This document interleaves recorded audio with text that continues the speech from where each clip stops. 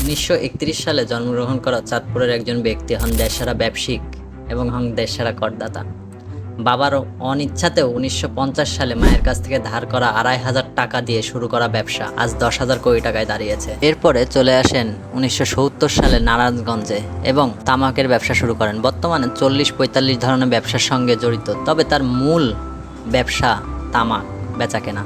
এই তামাকই তাকে সফলতার শীর্ষে তুলে দিয়েছে। দ্য বিজনেস স্টাডিকে তিনি জানান, তামাক ও জর্দা ব্যবসা থেকেই তিনি লাভ করেছেন শুধু 400-500 কোটি টাকা এবং দেশ স্বাধীন হওয়ার আগ থেকেই তিনি কর দিতে ভালোবাসতেন। তিনি বলেন, দেশ ও দেশের মানুষকে আমি ভালোবাসি, কর দেওয়া আমার দায়িত্ব।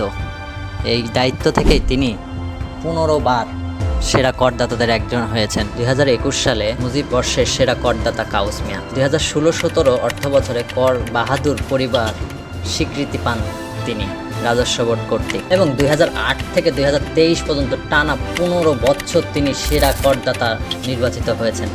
যেখানে এখন আমাদের কর ফাঁকি দেওয়াই হয়ে গেছে আমাদের অভ্যাস, সেখানে সততার এক অনন্য উদাহরণ কাউস মিয়া।